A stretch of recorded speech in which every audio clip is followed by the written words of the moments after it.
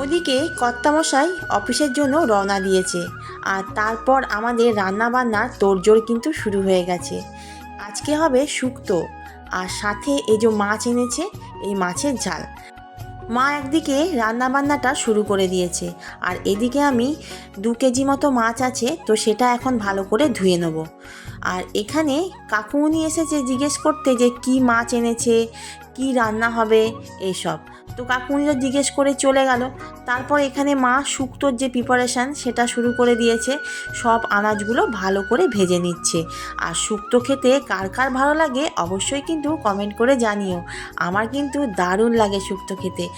শুক্তো পেয়ে গেলে আর কি চাই। তো যাই হোক, ওইদিকে তো রান্নাটা শুরু করেছে মা, আর এদিকে আমি মাছগুলো সব ভালো করে ধুয়ে নিচ্ছি। যেহেতু এতটা মাছ এনেছে, তাই ভেবেছিলাম যে নিচেতে কলতলায় গিয়ে ভালো করে ধোবো, কিন্তু কলতলায় নিয়ে গেলে বিশাল একটা উৎপাত শুরু হয়। ওপরে কাক থাকে, নিচে বেড়াল আর কুকুরের উৎপাত শুরু হয়ে যায়। তো কি করব, একা হাতে তো আর 3জনকে সামলাতে পারি না, যার জন্য আর নিচে গেলাম না। তাই ওপরেই ভালো করে মাছগুলো ধুয়ে নিচ্ছি। কলতলায় গেলে বেশ ভালো করে মাছগুলো ধোয়াও যায়। তো যাই হোক, এখানে তাই মাছগুলো সব ভালো করে ধুয়ে নিচ্ছি। অনেক পাকা টমেটো আছে, তো ভাবলাম আজকে একটু টমেটোর চাটনি করা যাক। তাই সব ভালো করে টমেটোগুলো আমি এখন ধুয়ে নিচ্ছি। আর এই টমেটোগুলো এখন আমি কাকুমণিকে কাটতে দেব, তাই কাকুমণি এখন সব টমেটোগুলো কেটে দিচ্ছে। আজকে কাকুমণির সুগারের জন্য ব্লাড টেস্ট করা হচ্ছে।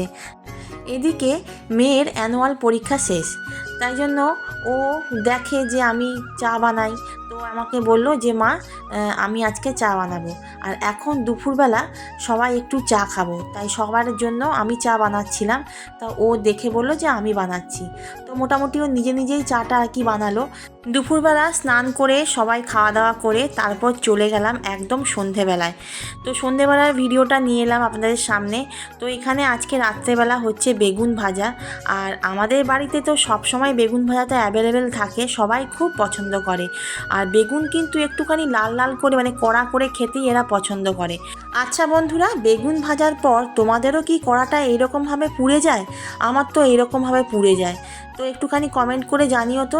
তারপর রাতে বাঁধাকপির তরকারি হবে, তো সেটাই এখন আমি করছি। আর একসাথে টমেটো, কাঁচা লঙ্কা, মটরশুঁটি সবই দিয়ে দেবো। আর এভাবে একসাথে করলে কিন্তু খেতে খুব ভালো লাগে।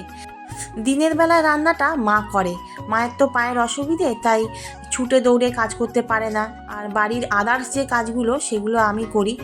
আর সন্ধেবেলা মায়ের পায়ের অসুবিধে বলে রান্নাটা আর করতে পারে না, তাই সন্ধেবেলা আমিই রান্নাটা বসাই।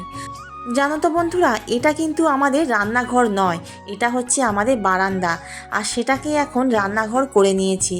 মেয়ে যখন আমার পেটে আসে তখন আমার সিঁড়ি দিয়ে ওঠানামা করা বারণ ছিল, তাই জন্য আমরা এই বারান্দাটাকেই রান্নাঘর করে নিয়েছি। আর এতে আমাদের সুবিধেও হয়েছে।